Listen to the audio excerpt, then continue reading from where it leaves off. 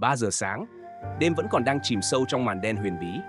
Nhưng bạn thức giấc, không phải là một giấc tỉnh rất bình thường, mà là một sự thức tỉnh khác lạ. Bạn cảm thấy một sự bất an, một nỗi buồn man mác, hay thậm chí là một sự trống trải khó tả. Liệu đây chỉ là một sự trùng hợp ngẫu nhiên, hay là một thông điệp bí ẩn mà cơ thể đang muốn gửi gắm đến bạn?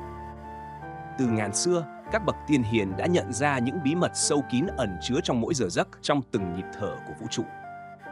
Y học cổ truyền Đông phương với triết lý về kinh mạch và luân xa, Phật giáo với con đường giác ngộ và thiền định, và cả khoa học hiện đại với những khám phá về hormone, giấc ngủ.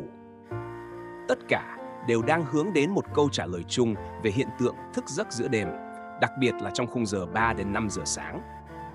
Hôm nay, trên Giác Ngộ Đường, chúng ta cùng nhau khám phá hành trình tìm kiếm sự bình an của ông Minh và chị An. Hai con người đã đối diện với những mất mát, những áp lực cuộc sống và tìm thấy sự chữa lành kỳ diệu từ chính những giấc mơ, những hơi thở và cả sự thức tỉnh giữa đêm. Hơn 7 nhan tử, hơn 70 phút cùng nhau tìm hiểu những bí ẩn về khung giờ 3-5 giờ sáng, về ý nghĩa của sự thức tỉnh và cách thức để bạn có thể chuyển hóa những năng lượng tiêu cực thành nguồn sức mạnh tích cực cho chính mình. Hãy cùng bắt đầu hành trình giác ngộ này ngay bây giờ. Y học Đông phương và đồng hồ sinh học. Y học Đông phương và đồng hồ sinh học là một hệ thống tri thức không chỉ áp dụng vào chăm sóc sức khỏe thể chất mà còn kết hợp với những nguyên lý sâu sắc trong Phật giáo. Mỗi khung giờ trong ngày đều có sự liên kết mật thiết với các cơ quan nội tạng trong cơ thể, theo chu kỳ tự nhiên mà Đông y và các trường phái y học cổ truyền khác đã phát hiện ra. Điều đặc biệt là những nguyên lý này không chỉ đơn thuần nói về thể chất, mà còn phản ánh mối quan hệ giữa cơ thể, tâm trí và cảm xúc, một mối quan hệ mà Phật giáo đã khái quát từ rất lâu. Mối liên hệ giữa các khung giờ và cơ quan nội tạng. Trong y học Đông phương, mỗi cơ quan nội tạng không chỉ thực hiện những chức năng vật lý mà còn gắn liền với các yếu tố cảm xúc, tinh thần. Các khung giờ trong ngày không chỉ phản ánh chu kỳ sinh lý mà còn liên quan đến quá trình giải phóng cảm xúc và tâm lý của chúng ta. Khung giờ từ 1 đến 3 giờ sáng. Gan. Đây là thời gian mà theo y học Đông phương, gan hoạt động mạnh mẽ nhất. Gan không chỉ là cơ quan thải độc, mà còn là nơi lưu trữ và giải phóng những cảm xúc mạnh mẽ như giận dữ và căng thẳng. Trong các bài giảng của Phật giáo, giận dữ thường được coi là một trong 3 độc tố, tham, sân, si, là nguồn gốc gây ra khổ đau trong cuộc sống. Phật dạy rằng giận dữ có thể phá hoại tâm trí và làm mất đi sự thanh thản. Câu chuyện minh họa. Có một câu chuyện nổi tiếng về thiền sư Đạo Nguyên, người đã giảng dạy về sự quan trọng của việc điều hòa cảm xúc. Trong một lần ngồi thiền, một thiền sinh đã bị một cơn giận dữ bộc phát khi bị khiêu khích. Thiền sư Đạo Nguyên đã không lên tiếng, chỉ nhẹ nhàng thở đều, kiên nhẫn đợi cho đến khi cơn giận đi qua.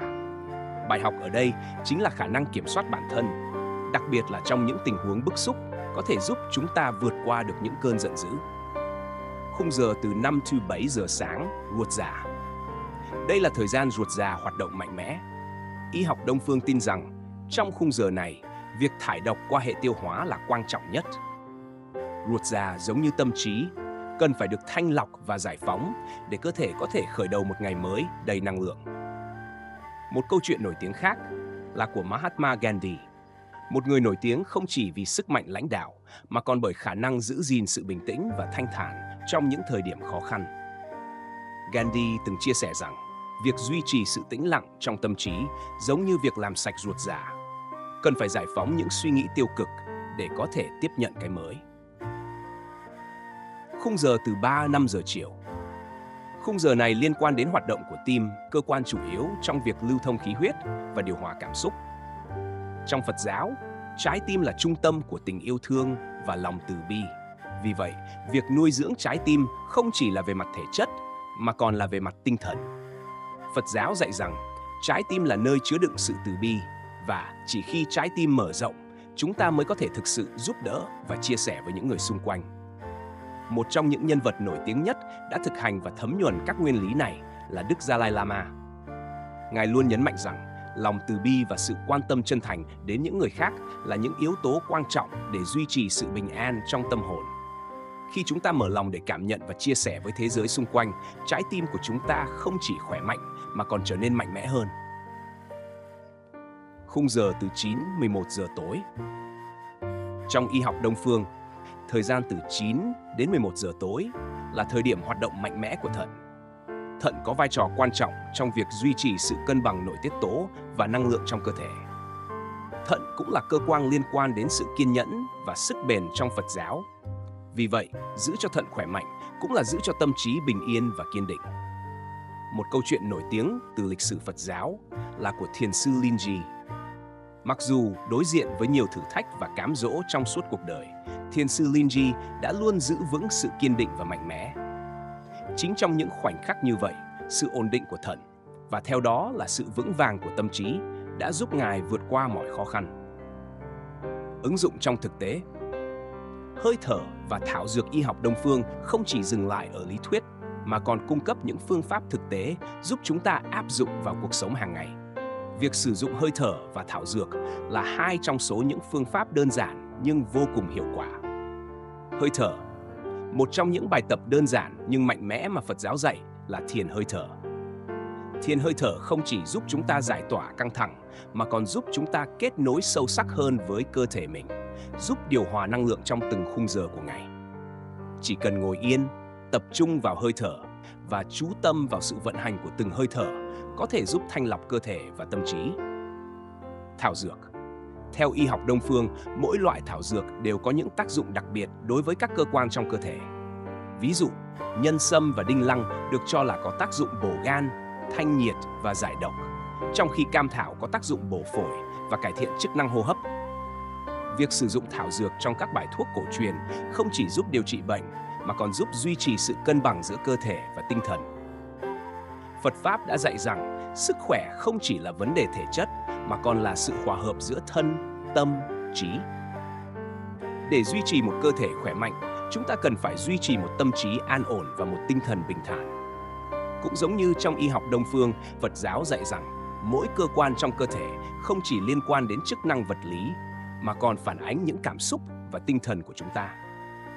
Các nhân vật nổi tiếng như Mahatma Gandhi hay Đức Dalai Lama chính là những tấm gương sáng về việc áp dụng các nguyên lý này vào cuộc sống. Họ không chỉ là những nhà lãnh đạo xuất sắc mà còn là những người có khả năng kiểm soát cảm xúc và duy trì sự bình yên trong tâm trí, giúp họ vượt qua mọi thử thách. Y học Đông phương và Phật giáo không chỉ là những tri thức cổ xưa mà còn là những công cụ vô giá để chúng ta có thể áp dụng vào cuộc sống hiện đại, giúp chúng ta sống khỏe mạnh và hạnh phúc hơn. Sự kết hợp giữa các khung giờ sinh học và các bài học từ Phật Pháp sẽ giúp chúng ta có một cuộc sống an lạc và đầy đủ. Triết lý Phật giáo về sự tỉnh thức ban đêm.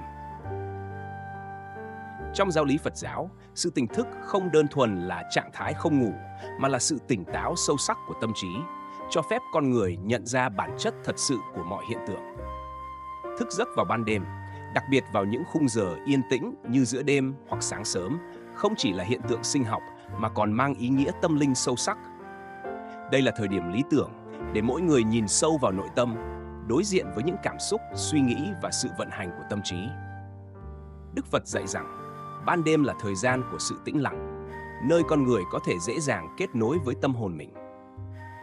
Trong kinh điển, Đức Phật thường nhắc nhở các đệ tử tận dụng thời gian đêm khuya để thiền định nhằm đạt được trạng thái tỉnh giác và phá tan những ảo tưởng của tâm trí. Ban đêm là lúc thế gian im lặng, ánh sáng bên ngoài tắt đi, ánh sáng của trí tuệ bên trong có cơ hội bừng lên.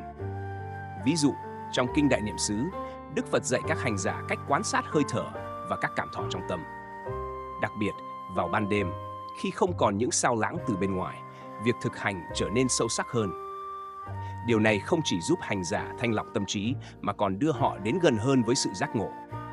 Thiền sư Huệ Năng, vị tổ thứ 6 của Thiền tông Trung Hoa, từng nói: "Tâm không động, đạo tự nhiên rõ ràng." Ngài nhấn mạnh rằng, sự tỉnh thức không phụ thuộc vào thời gian hay không gian, mà nằm ở sự tỉnh táo và chánh niệm trong từng khoảnh khắc. Ban đêm, khi tâm trí dễ bị cuốn vào những lo âu hay hồi tưởng, chính là cơ hội để người tu tập rèn luyện và kiểm soát tâm mình. Huệ Năng thường khuyên đệ tử thực hành quán chiếu, ngay cả trong những khoảnh khắc tưởng chừng như bất an nhất, bởi chính khi đó con người mới thấy rõ bản chất vô thường của tâm trí. Thiền sư Thích Nhất Hạnh, một trong những nhà lãnh đạo tinh thần lớn của thế kỷ 20, đã nhiều lần nhấn mạnh rằng chánh niệm là con đường dẫn đến sự tỉnh thức. Ngài khuyên rằng nếu bạn thức dậy vào ban đêm, đừng vội lo lắng hay cảm thấy bất an. Hãy xem đó như một cơ hội để quay trở về với hơi thở, quán chiếu sự hiện hữu của mình trong giây phút hiện tại. Trong một bài giảng, thiền sư kể về một lần thức dậy giữa đêm. Ngài nhận ra tiếng gió thổi qua những hàng cây ngoài cửa sổ. Thay vì cảm thấy khó chịu, Ngài lắng nghe, cảm nhận sự hiện diện của thiên nhiên và từ đó rút ra bài học về sự vô thường và mối liên kết giữa con người với vũ trụ. Thức giấc vào ban đêm không chỉ là hiện tượng sinh học. Trong Phật giáo, đây được coi là cơ hội để đối diện với những tầng sâu nhất của tâm trí. Lúc này, mọi che đậy, giả tạo của tâm đều tan biến và bản chất thật sự của nó được phơi bày. Khi thức dậy giữa đêm, con người thường đối mặt với những lo âu, ký ức hoặc nỗi sợ hãi. Phật giáo gọi đó là ma chướng, những trạng thái tâm lý gây xao động. Đức Phật dạy rằng, thay vì trốn tránh hay cố đẩy những suy nghĩ này ra xa, hãy quan sát chúng một cách khách quan. Khi làm vậy, bạn sẽ nhận ra rằng những lo âu hay sợ hãi ấy chỉ là sản phẩm của tâm trí, không có thực chất. Trong một lần thực hành thiền vào ban đêm, thiền sư Ajahn Chah, một vị thầy nổi tiếng của truyền thống Phật giáo Nguyên Thủy, từng nói rằng Ngài cảm thấy bị những suy nghĩ tiêu cực ám ảnh. Tuy nhiên, thay vì cố gắng loại bỏ chúng, Ngài chỉ ngồi yên và quan sát. Sau một thời gian, Ngài nhận ra rằng, giống như những đám mây, suy nghĩ cũng trôi qua và tan biến, trả lại sự tĩnh lặng cho tâm trí. Phật giáo không chỉ nhấn mạnh sự tỉnh thức mà còn khuyến khích hành giả nuôi dưỡng lòng từ bi. Thức giấc vào ban đêm là cơ hội để bạn thực hành lòng từ bi với chính mình và những người xung quanh. Hãy nghĩ đến những người đang khổ đau và gửi đến họ những lời chúc tốt lành. Đây là cách mà nhiều thiền sư đã thực hành để không chỉ giữ tâm an ổn mà còn lan tỏa năng lượng tích cực đến thế giới. Đức Dalai Lama trong một bài phỏng vấn đã chia sẻ rằng mỗi khi thức giấc vào ban đêm, Ngài thường quán chiếu về những nỗi khổ của nhân loại. Thay vì cảm thấy nặng nề, Ngài sử dụng thời gian đó để thực hành lòng từ bi bằng cách cầu nguyện và gửi năng lượng yêu thương đến mọi người. Cách thực hành tỉnh thức ban đêm. 1. Hơi thở chánh niệm. Hãy tập trung vào hơi thở. Mỗi lần hít vào, cảm nhận không khí đi vào cơ thể, mang theo sự sống. Mỗi lần thở ra, hãy buông bỏ những lo âu và căng thẳng. Đây là phương pháp đơn giản nhưng hiệu quả để bạn đưa tâm trí trở về với hiện tại. 2. Thiền định. Ban đêm là thời gian lý tưởng để thiền định.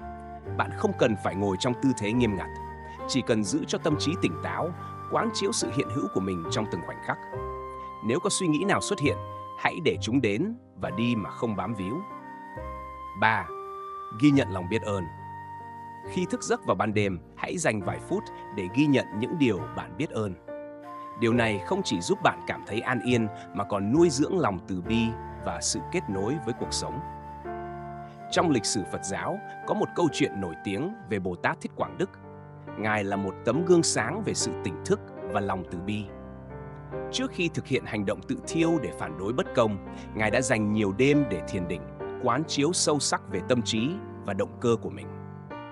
Ngọn lửa mà Ngài thắp lên không chỉ là biểu tượng của sự hy sinh mà còn là minh chứng cho sự tỉnh thức tối thượng. Sự tỉnh thức ban đêm không chỉ là bài học triết lý mà còn là cơ hội để chúng ta thực hành chánh niệm và lòng từ bi.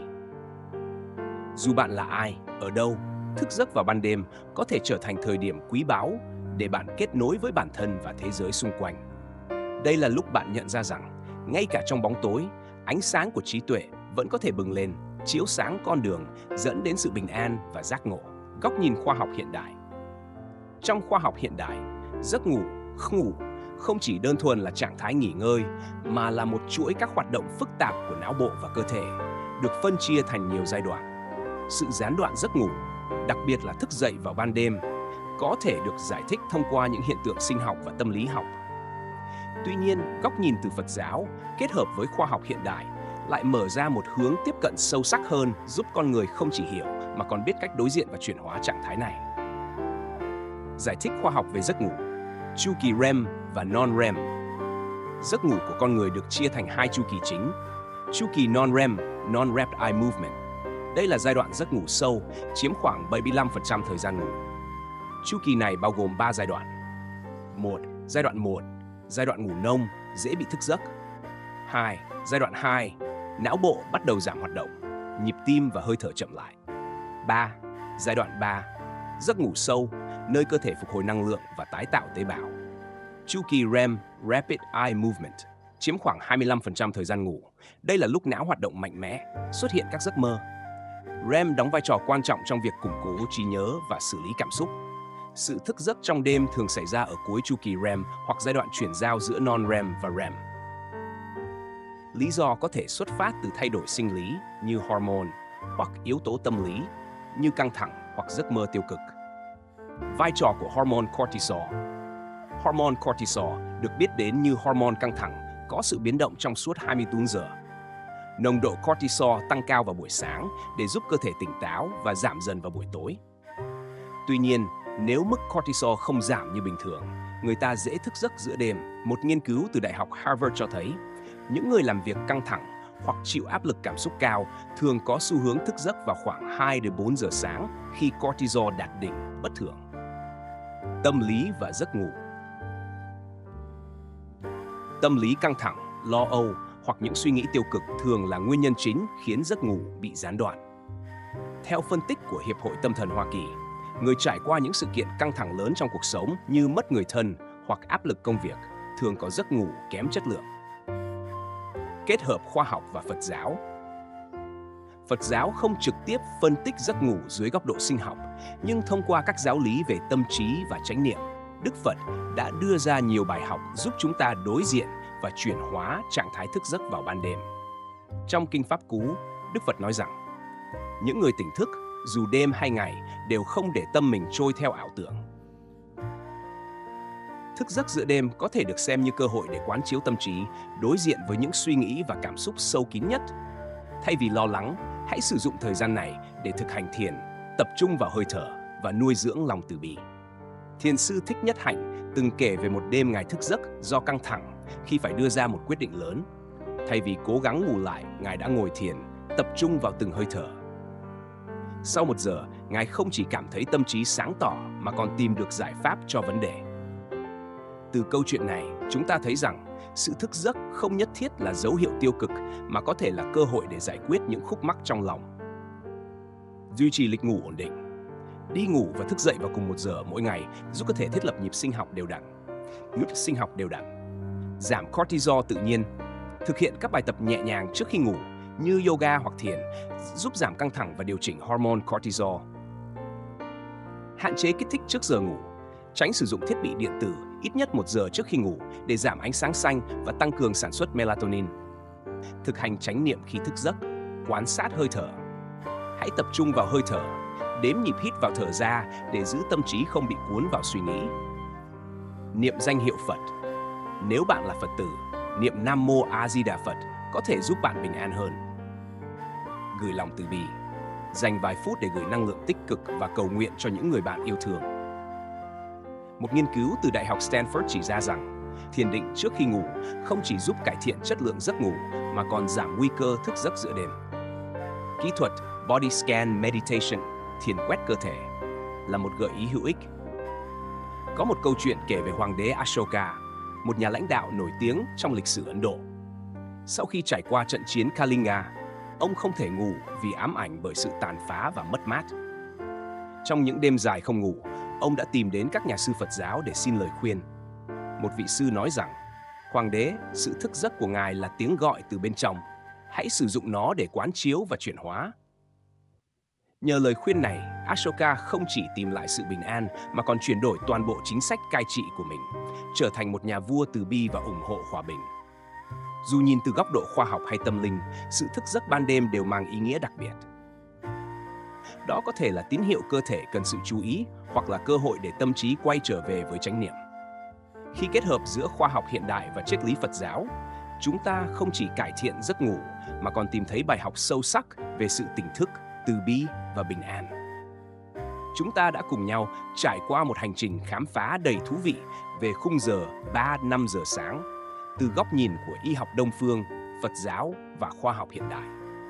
Ông Minh và chị An đã cho chúng ta thấy rằng sự thức tỉnh giữa đêm không phải là điều đáng sợ, mà là một cơ hội để lắng nghe tiếng nói của chính mình, để đối diện với những cảm xúc sâu thẳm trong tâm hồn và để tìm thấy sự bình an đích thực.